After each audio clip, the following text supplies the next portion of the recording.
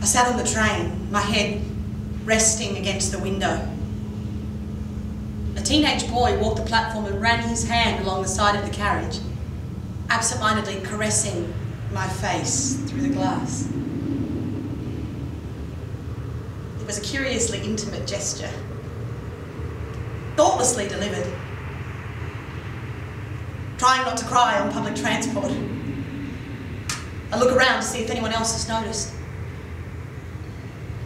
I washed my hair at 3 p.m. for no other reason than I needed the scalp massage.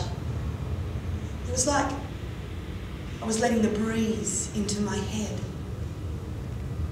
I sang Dear Prudence to myself in the shower and cried a little. I concentrated on slowing my breathing. I told myself that one day this will all be a memory. Just little black ink words on a page. The sun is bright, the sky is blue, it's beautiful, and so are you, dear Prudence. Won't you come out too? I then spent an embarrassingly long time contemplating the word toadstool.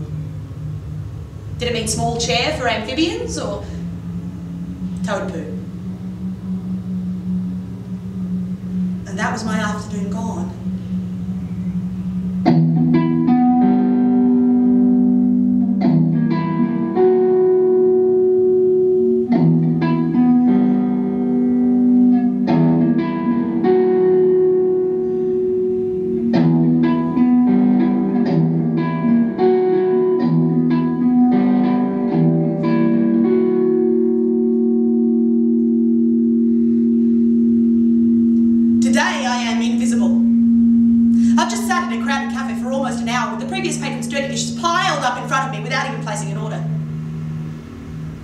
The tattooed waitresses with their red lipstick sweep past, unaware of my plaintive stares. They think the plates are mine, and in my sleep-deprived state, I can't think up a good reason as to why they shouldn't be. I know that getting up and walking to the counter will solve all my problems, but my chair owns me now, and I can't rise to protest. I'm supposed to be writing a project plan for work, but trying to steer a sleep-deprived brain is difficult.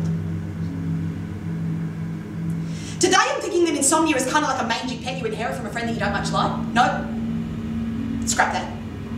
It's like a giant, scruffy tabby that just shows up one day. You try to ignore it because your lease agreement says you can't have pets, and a cat really isn't the way you would have gone if you had the choice. You hope it'll go back to its own family someday, but it doesn't.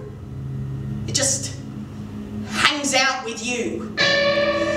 The insomnia cat loves attention. It feeds on it. Every time you look at the clock, it's like you're feeding it another bowl of scraps until the weight on your mattress just gets heavier and heavier until your entire bed undulates every time the insomnia cat moves. And it's one of those annoying cats that just meows at the door. One meow every 4 seconds till you get up and you let it out, and then it meows to be let back out again.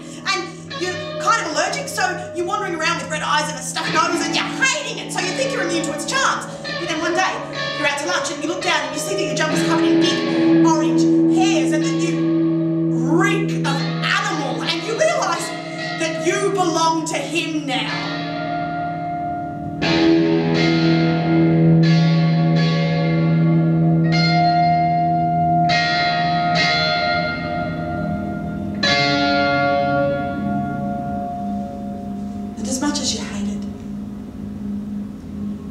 You want your bed back, and you hate the way you just can't shake off his stench. You're kind of fond of it too. So you give it a name.